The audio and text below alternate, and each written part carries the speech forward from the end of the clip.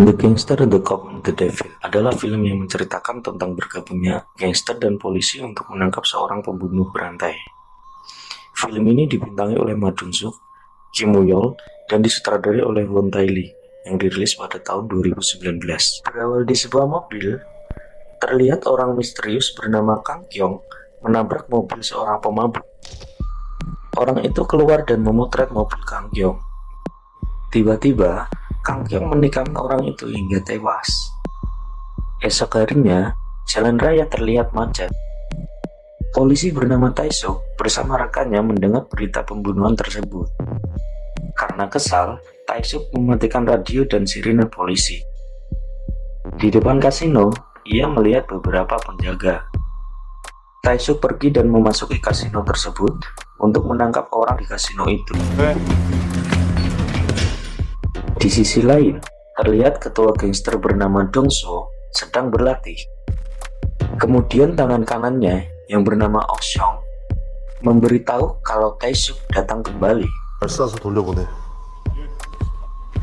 Setelah bersiap menuju mobil, Dong-so menghubungi Ho Bong, atasan dari Tae-suk. Ia memberitahu kalau Tae-suk kembali mengganggu anak buahnya. Kembali ke Tae-suk, atasannya menghubungi, namun ia tidak mempedulikannya. Setelah itu, Tae-suk langsung pergi ke TKP kejadian pembunuhan. Ketika sampai, dia mengitari mobil dan menemukan bekas tabrakan di sana. Ia memanggil rekannya bernama Sojin dan menunjukkan bekas tabrakan tersebut. Mereka menyimpulkan tabrakan itu yang menyebabkan pembunuhan.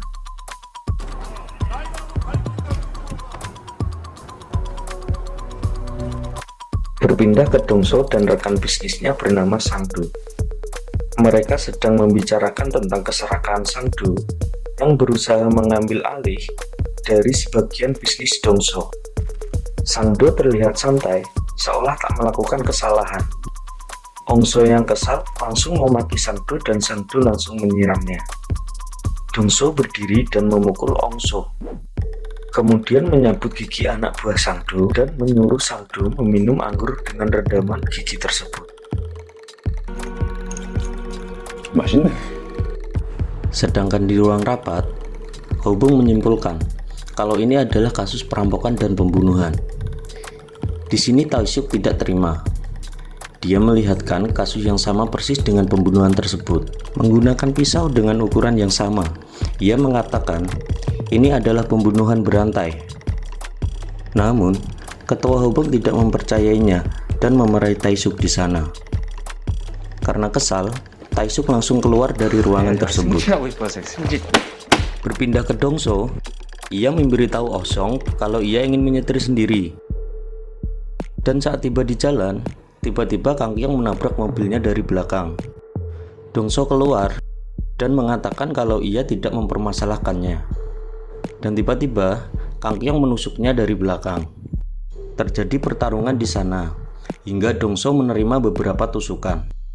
Sedangkan Kang Kyung mendapatkan satu tusukan di dekat bahu. Namun ia berhasil kabur. Di sini Dong-so masih belum mengetahui kalau pembunuh itu bernama Kang Kyung. Karena pembunuhan itu masih menjadi misteri bagi polisi. Di sisi lain, terlihat Oh Seong bersama anak buahnya menyerang tempat Sang-do untuk merebut kekuasaan. Berpindah ke Kang Kyung, saat berhasil kabur, ia menjahit lukanya sendiri karena ditusuk Dong-so.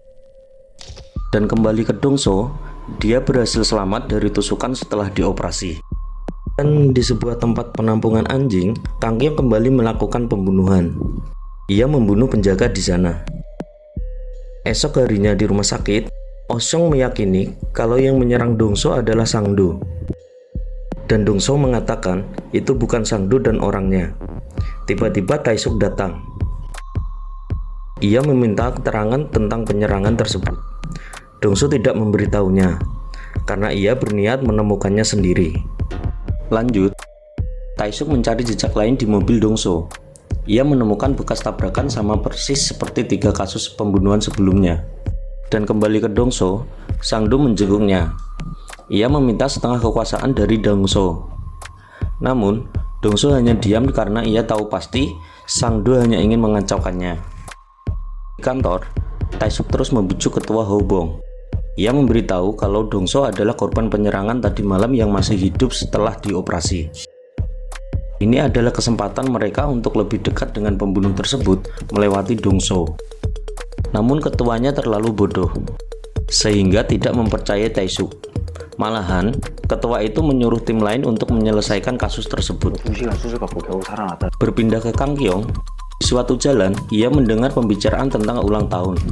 Kang Kyong mendekat dan ia langsung membunuh orang tersebut. Sedangkan Dongso, ia sudah mendapat sketsa wajah Kang Kyong. Berpindah kembali ke Kang Kyong. Setelah melakukan pembunuhan, ia membawa mobil truk, namun tanpa sengaja pisaunya jatuh ke jalan. Sedangkan di kasino, terlihat Taesuk bersama banyak polisi menyita tempat tersebut. Lanjut, Taesuk menemui Dongso dan memberitahu kalau yang menyerangmu adalah pembunuh berantai.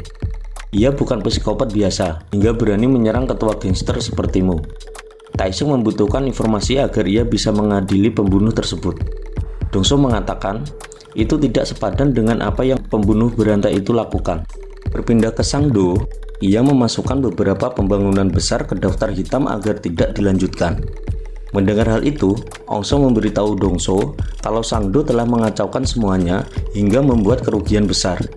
Kemudian, Ongso memberitahu tentang penemuan mobil pembunuh. Ongso memberikan pisau pembunuh yang ditemukannya. Dan Dongso menyadari kalau ini benar-benar pembunuh berantai tersebut.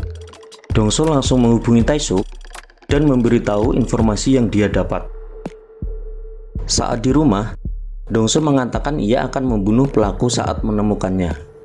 Ia memberikan kunci mobil pelaku ke Taesuk untuk mencari jejak. Di sana mereka bersepakat untuk bergabung. Namun jika Taesuk menemukannya, ia hanya akan menangkapnya. Tapi jika Dongso yang menemukannya, ia berhak membunuhnya. Lanjut, Dongso memberikan sketsa wajah pelaku dan Taesuk menyetujuinya. Di sini, Dongso memutar rekaman sebagai bukti kontrak mereka. Karena kesal, Taesuk menghancurkannya. Namun, CCTV di ruangan itu juga merekam semuanya. Kini, Taesuk menyusun rencana bersama dengan dua rekannya. Begitu juga dengan Dongso. Mereka hanya memanfaatkan satu sama lain untuk menangkap pelaku. Lanjut, Taesuk dan dua temannya mendatangi gedung mesin milik Dongso karena mobil pelaku disimpan di sana. Mereka mencari jejak apapun yang bisa ditemukan di mobil tersebut.